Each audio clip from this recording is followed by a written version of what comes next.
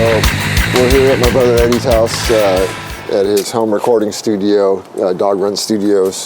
This is where Voodoo's recorded their last few records. A bunch of other bands too. He's done a lot of other stuff here too with other bands. Like we did the vocals for the last few Brujeria records here. A bunch of local bands and just like a bunch of different stuff over the years. A lot of interesting stuff goes on here. But yeah, he built this studio from the ground up.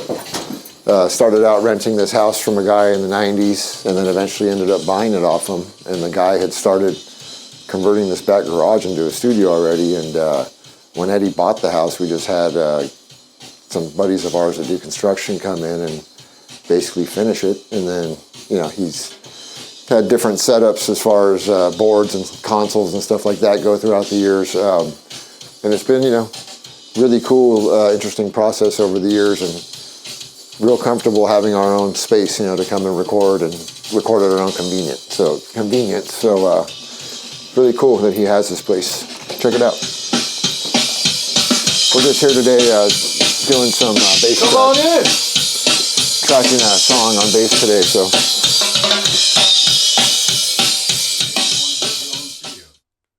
It was just mostly out of necessity. I mean, back then in the 90s when we were making our initial records and recordings and all that, equipment was starting to get advanced so you could start to record yourself. So I just decided to get into it after recording with a bunch of well-known producers, you know, throughout the 90s in our Epitaph Records years.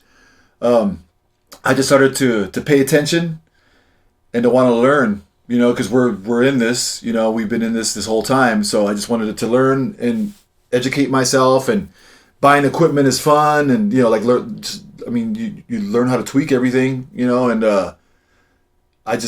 that's our so to speak business, you know what I mean? So I just wanted to learn and eventually record our own records and songs and help other bands out as well at some point. Yeah, and I think recording all the years in all these different studios, like he was saying, I mean, ever since the beginning, like our first demo, we did a 4-song demo, and showed up thinking like, okay, we're going to the studio, right? And we showed up and it was the guy's house, and we recorded on a 4-track, and we literally tracked the drums in the guy's little girl's bedroom.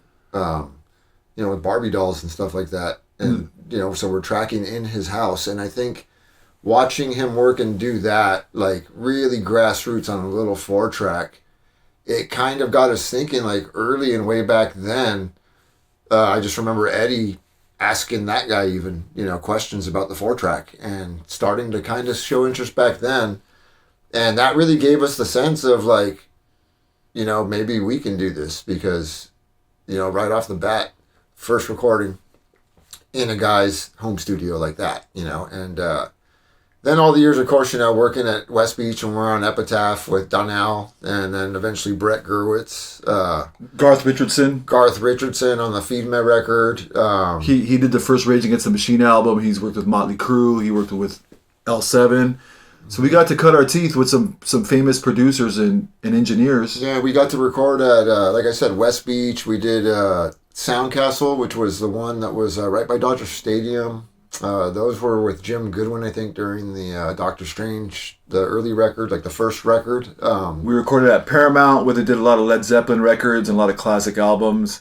The Music Grinder. We did some mixing at A&R Studios, I want to say, right? A&M. A&M, sorry. Which is now the Muppet Jim Henson Studios Henson now. Studio. And then NRG, we recorded there. That was a really cool experience. You know, that was a pretty fancy studio for the late 90s. A lot of classic records there as well. I think I want to say some of the, like, what they did Korn and No Doubt. Tom Petty records. And then we can't forget Sound City.